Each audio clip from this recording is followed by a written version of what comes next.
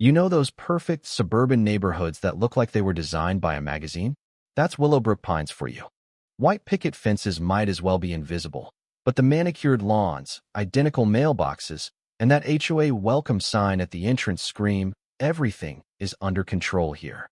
I live on Maple Lane, and for years it felt like the American dream. Kids riding bikes, weekend BBQs, everyone waving like they actually meant it. My neighbor Ethan Brooks was one of the good ones. 42, worked in IT from home, married to Sarah with 2 young kids, Lily and Noah. The guy was quiet but useful. While the rest of us worried about soccer practice, Ethan had this ham radio set up in his backyard shed.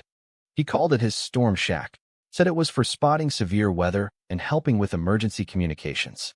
Totally legal, licensed by the FCC, and he volunteered with local nets. The tower wasn't even that tall, maybe 30 feet, but it stood there like a quiet sentinel. Everything changed one Saturday morning. I was out walking the dog when I heard the argument. Ethan was on his porch, mug in hand, staring at his side yard. There was Karen Whitaker. Yeah, her real name, the HOA president. 50-ish, helmet hair, always dressed like she was going to a country club meeting. She had a pair of pruning shears in her gloved hands, and this triumphant little smirk. "This is a violation of community covenants, Ethan," she said, voice all sugary poison. "Unauthorized installations are not allowed. I gave you warnings." The coaxial cable from his antenna lay cut clean on the grass, and frayed like a wound. Ethan's face stayed calm, but I could see his jaw tighten. "You know cutting licensed communication lines is a federal offense, right, Karen? This isn't your rose bush." She clicked the shears shut. "The neighborhood has rules, and I enforce them. Your little spy tower is an eyesore and a safety hazard. Think of the property values." I couldn't believe it.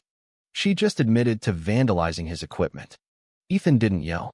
He just pulled out his phone and started filming the damage. "Documenting this for the record," he said quietly. By noon, the whole street knew. My wife came home from the grocery store with the gossip. Karen's telling everyone at the pool that Ethan's running some kind of Chinese spy operation from his backyard. Can you believe that woman? I felt bad for Ethan. He was the type who helped everyone, fix computers for free, coordinated with the fire department during last year's storms. Now people were looking at him sideways. 2 days later, things got weirder. 2 black SUVs pulled up. Federal agents. They were polite, showed badges, and asked to see Ethan's setup. He let them in without hesitation. When they saw the cut cable, one agent just shook his head. "Ma'am," one said, spotting Karen pretending to water flowers across the street. "Did you tamper with this equipment?" Karen's face went through about 5 emotions. "Those lines violate our bylaws," she snapped. "Ma'am, federal law trumps your bylaws," the agent said flatly. "Tampering with licensed comms is serious." Karen tried to argue, but they weren't having it. They left with a warning. For a minute I thought that was it. Karen would back off. Boy, was I wrong. The next week, the emergency community directive appeared on Ethan's porch, a fancy packet demanding he remove the hazardous antenna within 7 days or face fines. Then came the orange survey flags all over his lawn like some construction crew was coming. HOA requested utility check for underground lines. The worker shrugged. Ethan just took photos of everything.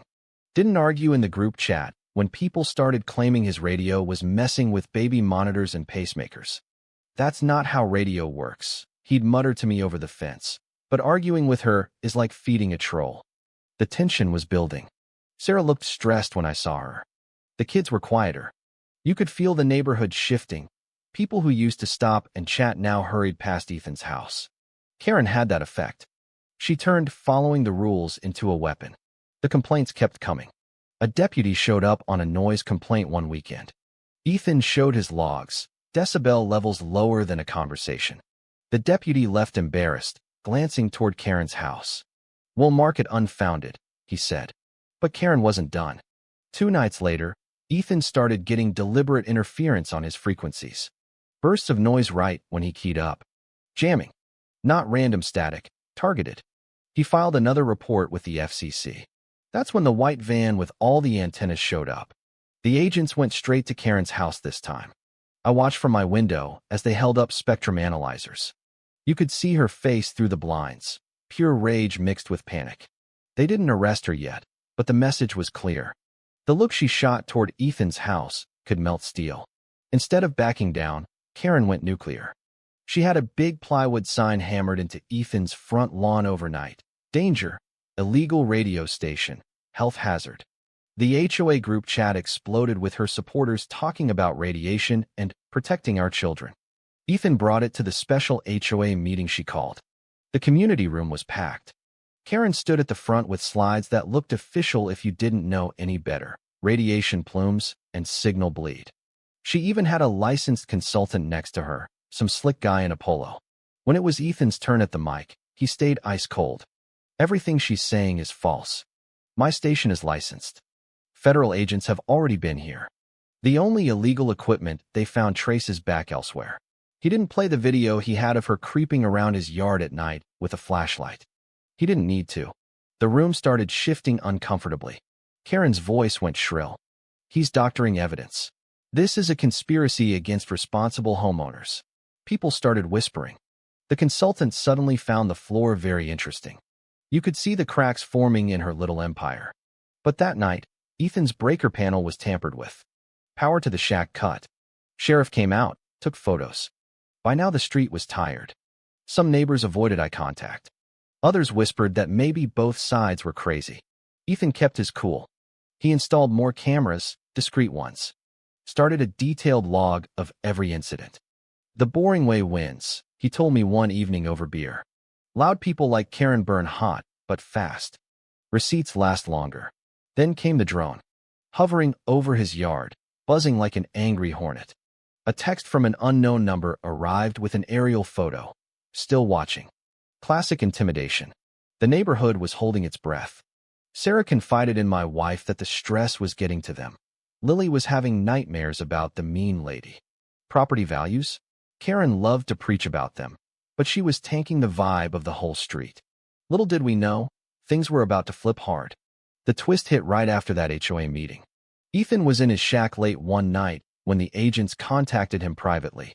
We've been tracing the jamming signals, one said. They're not random. They're coming from a rental property 2 doors down from Karen's, the one that's been empty for months. But here's where it got crazy. When they did a quiet check, they found a full illegal high-power transmitter setup in the garage there. Not just a cheap jammer. Professional-grade equipment capable of interfering with emergency bands. The kind of stuff that could get someone in serious federal trouble. And the paper trail? It led straight back to Karen. Turns out her licensed consultant wasn't licensed at all. He was her cousin or something, and they'd been running this little side operation, using the HOA power to harass people while operating unlicensed equipment for who knows what. Maybe selling it, maybe just power tripping on a bigger scale. The hypocrisy was off the charts. The woman who screamed about safety and rules was the one endangering actual emergency communications. Ethan's comm documentation suddenly became gold. His time-stamped logs, videos of her sabotage attempts, the cut cable footage, it all lined up perfectly with the agent's investigation. One agent actually told him, most people would have gone nuclear and lost credibility. You played it smart. Karen, of course, doubled down in the group chat with conspiracy rants about deep state antennas and silencing concerned citizens. But the tide was turning. A few neighbors who'd been on her side started asking questions. One even admitted to me they'd seen her and the consultant loading equipment into that rental late at night. The drama ramped up. Karen's signs disappeared mysteriously. The board sent out a weak newsletter about respecting all laws. But Ethan knew it wasn't over. Guy wires on his mast got slashed one night. Cameras caught shadows, but not clear faces. He didn't panic. Just reinforced everything and kept transmitting normally, like the agent suggested. Let them make mistakes, he said. The air in Willowbrook Pines felt different now, thick with anticipation instead of just fear. People were watching Karen's house more than Ethan's tower. The queen bee was starting to look like she was losing her hive. Sarah told my wife she finally felt like they might get through it. Ethan even joked darkly at our backyard grill session. If she cuts one more cable, I might have to start charging the HOA for my therapy bills. We laughed, but underneath was that dark humor. How one woman's ego could nearly destroy a family's peace. The social satire of it all hit hard. These people moved to the suburbs for community, but end up with tyrants enforcing lawn heights while breaking actual laws. Then the agents started parking unmarked cars nearby. The trap was set. It all came to a head late one night about 3 weeks after the twist started unfolding. Ethan's cameras picked up movement, 3 figures slipping over the back fence. They went straight for the base of his mast with tools and what looked like a canister, probably spray paint or worse. Ethan stayed inside, heart pounding, but phone already calling 911 and the agent's direct line. "They're here," he whispered. Law enforcement moved like ghosts. 2 of the intruders got caught trying to flee. The third one made it almost to the fence before the porch light hit her face. It was Karen Whitaker herself. Even in handcuffs, she tried the act. "I'm protecting the community from this hazard," she yelled as they read her rights. The neighbors' phones came out, little blue recording lights everywhere. The whole street was watching the HOA president get taken down. The next morning was chaos in the best way. Local news van at the mailbox. Ethan kept it short and boring for the camera. "Grateful the authorities are handling it. My station is fully licensed and helps with public safety." But behind the scenes, it was exploding. The rental house was rated properly. They carried out racks of equipment, high-power transmitters with heat damage, laptops, the works. And the consultant? Turns out he had a history. Old FCC violations. The whole thing was bigger than just neighborhood bullying. Karen made bail, but the damage was done. Her online posts got wilder, claiming she was a whistleblower against government overreach. Nobody was buying it anymore. The HOA board distanced themselves fast with a statement about complying with all federal regulations. The best part? The community started waking up. People who'd ignored the drama or sided with her out of fear started waving at Ethan again. One older lady even brought over a casserole with a note. "Sorry, we didn't speak up sooner." Duke, my other neighbor, came over with beers. "Man, I never thought she'd go that far. You held your ground like a champ." Ethan shrugged. "I didn't win anything special. I just refused to lose on her terms." All that patience and paperwork finally paid off. Sarah looked 10 years younger already. The kids were back to playing loudly in the yard. The tower stood straight again, guy wires repaired. But Karen wasn't finished being a cautionary tale. She tried one last pathetic post about secret police and property values. The evidence, all those videos, logs, federal reports, spoke louder than any of her rants. A week later, the final shoe dropped.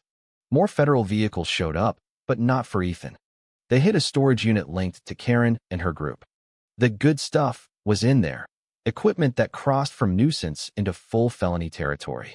The neighborhood breathed easy for the first time in months. Lawnmowers started up again on Saturday mornings like nothing had happened. Kids laughed. Delivery trucks rumbled. Ethan's antenna stood tall against the blue sky, a symbol now not of conflict but resilience. I sat with him on his porch one evening as the sun set. "You know what the crazy part is?" he said. "Karen thought she was this great leader enforcing rules. But real authority doesn't need to bully and break laws to feel powerful. She turned the HOA into her personal theater, loud, righteous, and completely fake." He took a sip of coffee. The calmest guy with the receipts usually writes the ending. I learned that the hard way. The lesson spread through Willowbrook Pines in quiet conversations over fences. People started questioning some of the more ridiculous covenants. A few even talked about reforming the board with actual reasonable people. Karen eventually sold her house and moved. Last I heard, she was in another community trying to run for HOA president again. Some people never learn. Ethan went back to his radio. One night, I heard him key up, calm voice cutting through the static. "Station secure. All clear." Replies came in from across the region. Other operators who'd heard bits of the story through the grapevine. "Heard you had some local excitement." One voice chuckled. "Holding up okay?" "Better than okay," Ethan replied. "Rigs steady, logs clean, coffee hot." As I watched from my yard, I realized how close we came to letting one person's ego ruin what makes these neighborhoods special. Not the perfect grass, but the actual community. If there's a Karen in your life, whether HOA or just that one relative who loves control, remember Ethan's way. Document everything. Stay calm. Let the system that actually has power do its job. The loudest voices often have the least to say. The suburbs look peaceful from the outside, But sometimes they're one bad decision away from becoming the kind of drama that reminds us all. Rules are important, but people who worship them without humanity are the real hazard. What do you think? Have you dealt with an overreaching HOA or neighborhood Karen? Drop your stories in the comments. And if this one had you hooked from the cable cut to the federal raid, hit that like button, share it with someone who needs to hear about patience winning, and subscribe for more wild, true-feel neighborhood stories. Because in Willowbrook Pines, the tower still stands. And so does the truth.